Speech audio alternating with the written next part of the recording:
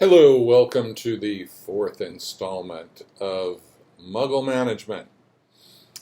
And this video is entitled Muggles Want to Keep You in the Box. And they don't even know there's a box. So, as you go through a healing, ascension process, you will start getting reactions from others. Now, the quickest way to get the reaction is to start talking about your process to people who have no idea what you're talking about. And this is something that most of us do, especially most of us that tend to want to share our lives with people that we know and love. And what happens is that energetically, as you heal, as you raise your frequency, you're actually pulling away from other people in your life energetically. And as you pull away from them, it's pretty natural for them, if they want you around, to do whatever it takes to bring you back. Now, most of this goes on underneath the surface. So the Muggles in your life are not necessarily being evil or destructive to your project. You have to remember, they don't believe in any of this, so therefore there's nothing positive that they could be getting in the way of or sabotaging. So to them, you're just being weird. And they're doing what a normal friend would do and try to bring you back from the edge of the cliff. And so you have to understand their point of view.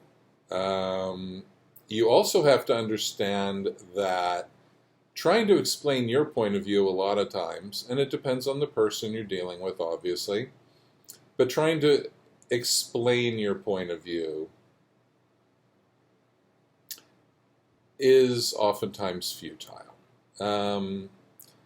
Muggles are in a box. They're in a consensus reality box. Part of that box is people are just a certain way and that doesn't change. And to some degree, I agree with that. I think there is a basic core frequency that people have that no matter how much healing or transformation they do, it doesn't change. Certain people are more outgoing, certain people are less outgoing. Now, the healing comes in when, for example, you are naturally more outgoing, but you're not being that way. And an issue is blocking you from your true life path, your natural way of being. But some people, just by the nature of who they are, their genetics, who knows what, some people are quieter, some people are louder, right? Some people are introverted, some people are extroverted. And some people believe in the unseen, and some people don't. A long time ago, people didn't believe in anything they couldn't see. They didn't believe in what we now can see in microscopes. They thought that the idea that there were these invisible germs and bacteria that could kill you was a ridiculous thought. And they just thought that was pure superstition. Just the way people think about manifestation, reincarnation, all kinds of things now. So the Muggles want to put you in the box, but the thing is, they don't even think there is a box. They're not like, oh, you're trying to get out of this horrible box and we're going to put you back in because we'll be lonely without you in the box. No, they're like, there's no box. There is no box. And you're just being weird and we just want you to be normal. So how do you deal with that? Well, number one, you don't want to go too much into the details of your process, depending on the person. Some people will intellectually understand every single word that you're saying, but they won't really get it energetically. Like, it's easy for, a reasonably intelligent person to understand that, well, I have issues from my childhood that I'm healing, and I'm using this technique that you might not believe in, but this is what I'm doing. And so they don't, they think, well, I get it.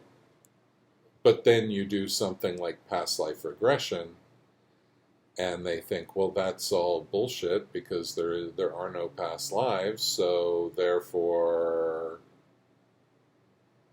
whatever you're doing has no validity. Okay. If you come home from your past life regression really excited about the past life you saw in a certain ancient culture or whatever, and really you're excited because, yeah, you saw that past life, but really you're excited energetically because you've released something that was weighing you down. You might not be able to really describe that as much as you can describe the past life. So what do? You walk into the trap of describing the past life. You don't really accurately convey the energy shift that you had, so they don't get that. And all they're left with is some weird story of reincarnation, which they don't believe in the first place. And so then, they'll say, why don't you try being a little bit more normal? Quit doing this weird stuff. This is all bullshit. What are you doing? And, you've probably been where they are now. So try to understand it. This whole Muggle management series is not about messing with the Muggles. It's kind of like slipping through their barricade without causing too much attention. Because remember, in the end of your process, you won't care about who's a Muggle and who's not. This stuff is really only important as you're kind of what do they call that when you go into space? It's like escape velocity, right? You need to go, I think, like 17,000 miles an hour or something. I'm probably totally wrong. To escape the gravitational pull of the Earth. So the rocket has to go really fast. It takes a lot of energy to get beyond the Earth's gravitational pull. Once you get there, it doesn't take much at all.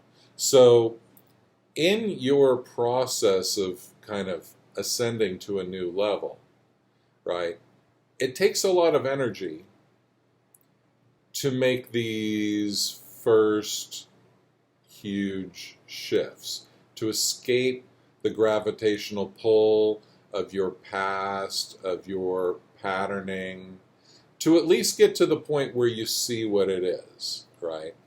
But for the Muggles who don't do that, or maybe they chip away with traditional therapy that's basically mainly intellectually based, right?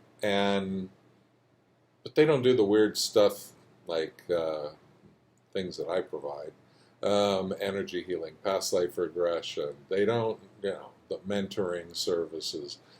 They don't do that. They don't believe it's valid, right? So what you need to do, what you need to do is, number one, don't talk about it so much, right? Don't put yourself in the situation of looking like some wild-eyed, crazed convert to some cult, right? Because that's what people are going to think. And then hold the line on whatever it is. Like, if you realize I need to talk to this person maximum once a week, then you need to talk to them maximum once a week. You don't need to tell them about the the creature that you met, in your ayahuasca journey that told you this message, right? Or you don't need to tell them that you saw that they were a certain character in a past life that you might be repeating the same thing with. It doesn't do any good to tell them that stuff. What you just need to do is just as honestly as possible, just say, I'm not going to be able to hang out as much. I'm not going to be able to talk as much. Because you're going to need to reach that escape velocity, and you're not going to do it with certain people being too close. So what do you say to them? You don't have to say much at all, right? You don't have to talk about this. So the real thing is that it's that yearning to connect where we try to explain things and we get a little ungrounded. We also get very excited because part of raising the frequency is being more excited, right? And so we want to share our excitement with people in our lives. It's normal. But after a few slaps, right, after a few blank stares, then you might kind of get to the point where you get resentful, you close down. We don't want that to happen. We want to manage the situation so that we can stay connected to the people that we want to connect to. Calling them Muggles isn't some big thing to disconnect. It's just to realize that there are people that work within the status quo and have no desire to change it. That's on the spiritual level. That's on the political level, right? That's on the technological level. There are always Muggles in all areas. They're basically more conservative people that want to preserve the status quo. They're not revolutionary people who want to have a new reality. And so, number one, you don't really talk about it the way that you might want to. And then, number two, you start realizing how people are noticing a change. Now, for example, if you're somebody that never spoke up for yourself, if you're somebody who let people walk all over you, well, then people in your life aren't going to like it if they're the ones that were walking all over you, right? Are they going to say, well, I used to walk all over you and you didn't say anything, but now I tried to walk all over you and you didn't like it, and that makes me mad? No, they're not going to say that. They're going to say something more like, you're being weird. Why are you doing this? They're going to make themselves out to be the victim of your changed ways. And knowing that is good in advance. It's good to know these things. So that's why it's important not to tell them. It's also important to notice that even these negative reactions are signs that it's working, that you are shifting. So the Muggles want to keep you in the box, but they don't believe there's a box. So you can't really argue with them and say, you're trying to keep me in a box, because they'll just say there's no box. You're being weird. So this is a really hard point, and I am going to expand on this with some other videos. And I'm going to talk about the role of family and the role of culture in this. And as a little preview, your family is a system.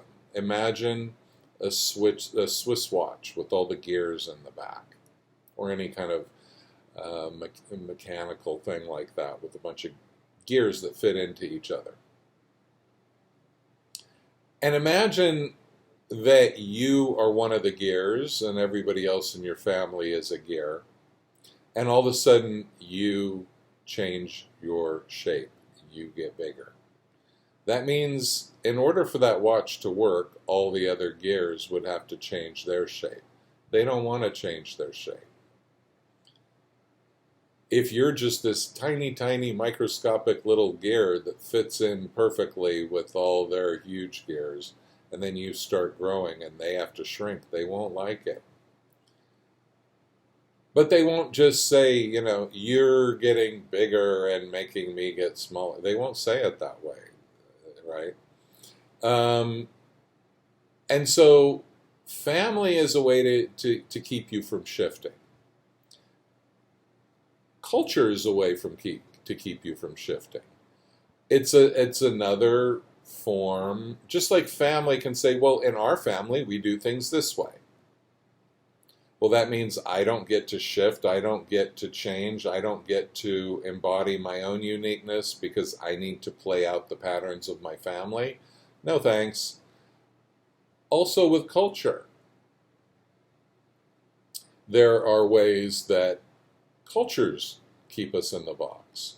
So stay tuned for those videos. They'll be coming up soon. And for now, don't let them see you getting out of the box, which will be easy because they don't think there is one. Don't try to share it too much. And watch the reactions and let that be your feedback. Thanks so much for watching.